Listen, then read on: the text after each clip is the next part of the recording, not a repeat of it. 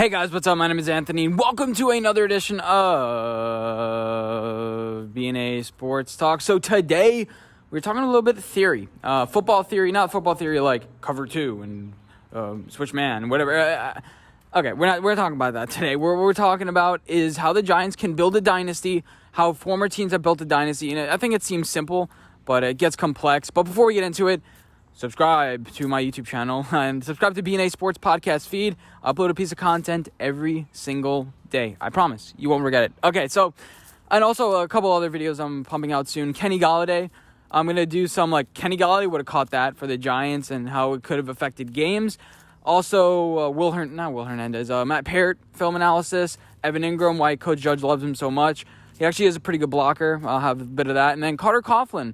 A transition to inside linebacker, and then a couple other ideas, whatever, that I think of along the way. It's just hard to continue with a topic over days. I'm so motivated to do it, and it's I gotta wait a little bit. I'm like, it's not done yet. I want to put so much effort, whatever. Let's get into the topic. So, it's pretty much the debate between being all in and pushing all the chips into the table, and then having a long-term dynasty. You know, we've seen teams like the Colts 2 years ago were like, are you kidding me? Even Colin Cowherd's like, this team over the next 10 years are going to win 2-3 Super Bowls. Easy. They're going to compete every single year. But the thing is, football, it's fluky. Not just with retirees, but with just general injuries as well. With the ball bouncing different ways. Football is luck. It's a lot of luck. That's why it's hard to bet. You know, even if there wasn't a lot of bounces, the better still will probably win anyway. But we thought, the Colts, they manage their cap so well. And all of a sudden they have to rely on Carson Wentz. Now they're going all in, but they had to rely on a Carson Wentz who had one of the worst seasons last year of any quarterback, and they still had to give up 2 first-rounders for him. But, I guess the first and whatever it is. But you have teams like the Patriots who built a 20-year dynasty, and this was why they were so successful. I'll break it down to 3 things, even though you can make a whole entire documentary on it. So, first of all, they have good coaching. Bill Belichick, you come up to him with any single question, he knows the answer to it. They know how to develop talent. Dante Scarnecchia, that's why he had such a good offensive line. Bringing in guys on cheap contracts, knowing how they'll fit the scheme, knowing the X's and O's of the game, knowing the true game for itself. Now, everyone does, but they had even more of an understanding. They knew the little rules, the timeouts, Spygate, but they knew how to gain an advantage in so many stupid ways. Sometimes they outsmarted themselves, but other times they look really smart. And that's what you get sometimes. Sometimes you try to be smart, but you increase your odds. That's what a lot of people don't get about statistics. They're like, it didn't work this time. Yeah, but in the long term, it's going to work. You increase your odds. It doesn't mean you're going to win every single time.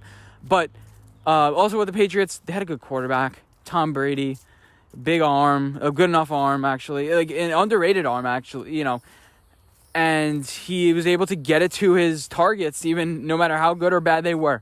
Whether it was Randy Moss, Julian Edelman. In the last year, I don't even know the receivers' names. Jonas Gray as a running back. And he was a steady leader. He set the example. And, and then you have teams like the Falcons, who went after the one-year window, started paying everybody, doing some trades, going all in. It doesn't mean you're going to win, because there are about 5-6 teams a year that go all in. The Bucks did last year, and it was fruitful for them. But now everyone wants to be like Tampa. I have news for you. Just because you go all in, it doesn't mean you're going to be great. You're going to be disappointed. Because football, again, has some luck to it. The best thing you can do is know the little rules, the little ins and outs. Be prepared for every little thing. Special teams. Have everything down to get the best advantage. You don't need the Julio Jones guy, even though the Buccaneers did last year. You had Tom Brady, who is the best quarterback of all time. That doesn't happen when you get the best quarterback of all time on a roster that's one of the top in the league already, non-quarterback. So that's kind of my opinion about it. You have the Falcons who traded Julio Jones for 2nd and a 4th, and they're like, that's good value. You have to manage the cap well too. Like, that was good value. Well, it's good value for the Falcons in the situation that they were in. But let's say they manage your cap better.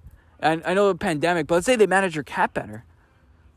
All of a sudden, you're getting him for a 1st and a 3rd in Jabril Peppers, and the Titans are giving up a lot of assets.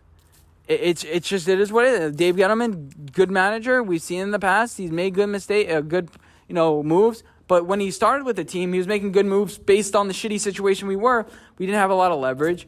And we got to get rid of guys like JPP. You have to start getting rid of guys for nothing. And I think that's going to start happening with some teams. Maybe the Rams, Saints, it looks smart now.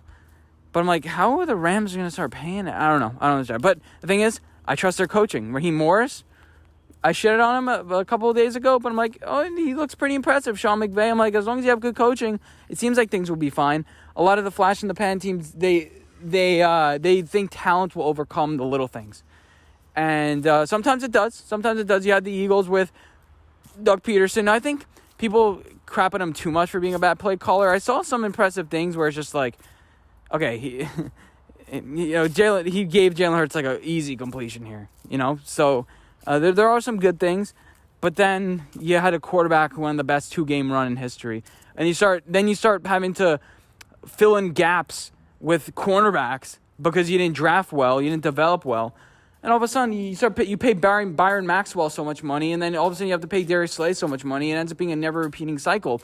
But if we take a look, we trade back, we go to the Giants, and we see that they have a lot of this stuff. Not just because the Patriot way that we have now, and all of a sudden think it's going to work.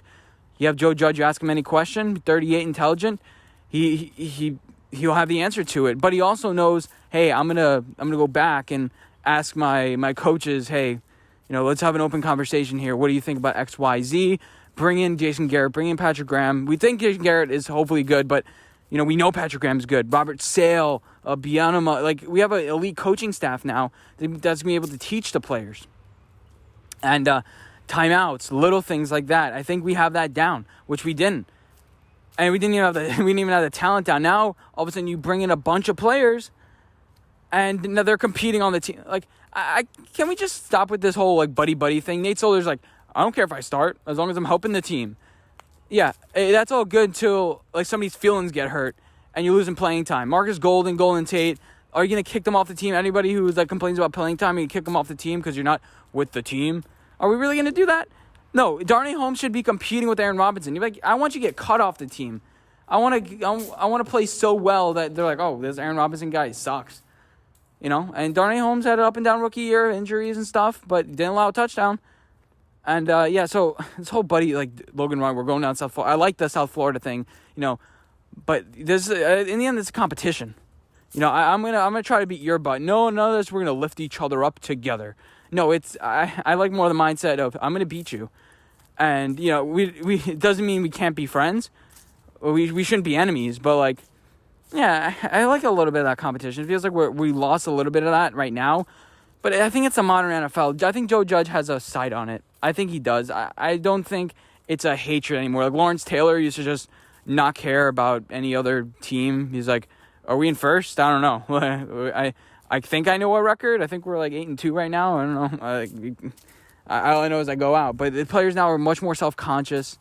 They go on Instagram. They know what people think about them. And we all know some players more than others. Quarterbacks, you don't want that stuff.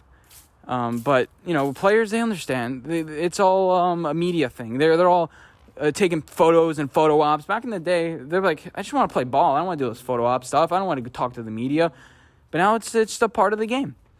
And I think Joe Judge understands the grasp, and I feel like we're heading in the right direction. That's pretty much it. I mean, I had a whole different topic. We'll save those topics for later, but the main thing is I think we're heading in a pretty good direction with all the talent that we have in this roster now. You have Patrick Graham, who's really speaking highly of Azeez Ojulari, who, by the way, is really going to help us with... I saw Carter Coughlin and Tate Crowder attempt to get around the offensive tackles last year. Pathetic. Azeez Ojulari, work on a pad level, Ellerson Smith. I think we have a good combo there. It's going to help us in an underrated way. But in the end, we are a football team. We're not Amazon. We're not looking just to be consistently good and grow. We're looking to win Super Bowls. And sometimes you need to make those moves when you feel like they're necessary. Amazon doesn't really care. They're not going to make a move, any significant move. They're not going to win a trophy. Now, they want to improve. Sometimes they buy a big company. Sometimes they go out and, I'm going to buy HBO and get all your movies, or Disney, whatever it is, and get all your movies. But the NFL is different because there's a trophy. There's something you're looking to attain. Amazon's just looking to make money. And the Giants are looking to make money and win the Lombardi Trophy, which will also make them money. But I hope you guys did enjoy this video. Let me know what you guys think, and I'll see you guys in my next one. Bye, guys.